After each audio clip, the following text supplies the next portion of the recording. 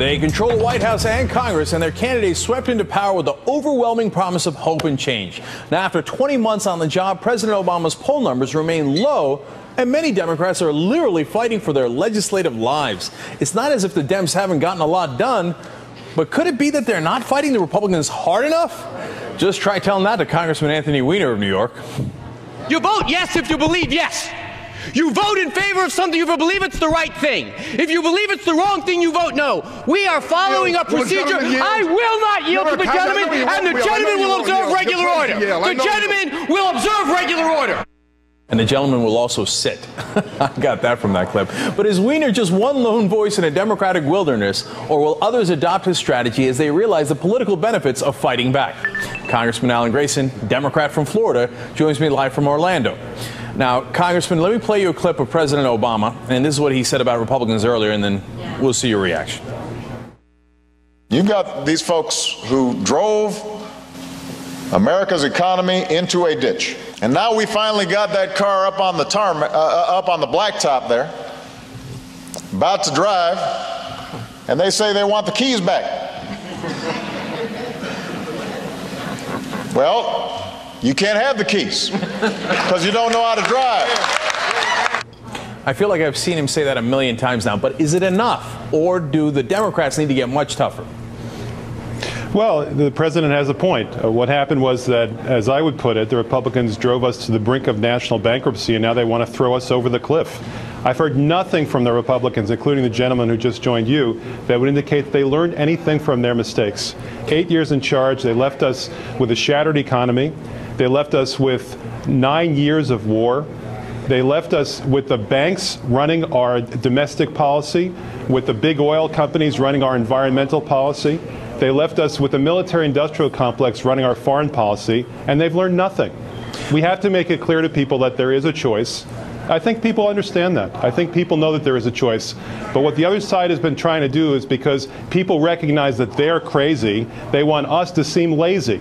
They want this to be the choice between the lazies and the crazies. So we have to show people that the Democratic Party can deliver, can make their lives better, and can overcome the resistance of this failed ideology called the free market.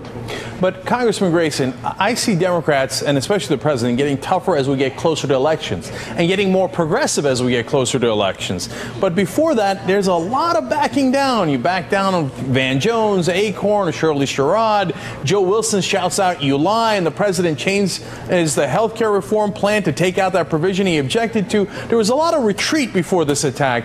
Do you think the Democratic Party hasn't been tough enough in legislating and making their case? I'd like to see us tougher, but in the end, people are going to realize that you got only 3 friends in life: God, your mama, and the Democratic Party. That's it. And don't be too sure about your mama. Well, I'm not too sure about the Democratic Party either. But, okay, now, some people are saying in Florida that you are in cahoots with the Tea Party, which is a fascinating thing, and that you're helping to get the Tea Party guys elected so it's easier for Democrats to win. Any truth in that? Yeah. These are the same people who think that Adam and Eve rode on the backs of dinosaurs. The same people. Okay, so I'm guessing that means no truth in it, according to you. Okay, so now I want to ask you about a very important question. It's net neutrality. For the people at home, I want them to understand this is about whether the phone companies and the other providers can regulate the internet and can slow certain websites down. And that would be very problematic in terms of freedom of speech, etc. Now, you had said that you're for net neutrality, meaning an open internet where everybody is the same speed. But now it seems some people are saying that you're not going in that direction and that you're opposed to FCC regulating on this issue. How do you respond to that? No, that's not true at all. Listen, if what I want to see is I want to see statutory protection, the best protection we could possibly get for net neutrality. If I could, I'd like to see constitutional protection for net neutrality. I want to make sure that nobody messes with your internet. And I feel very strongly about that. I have some experience with the FEC. I'll tell you, my experience with the FEC is that Big Tel gets whatever it wants there. I mean, just last week we found out that the general counsel of the FCC was having private meetings with the telephone companies to cave in on net neutrality.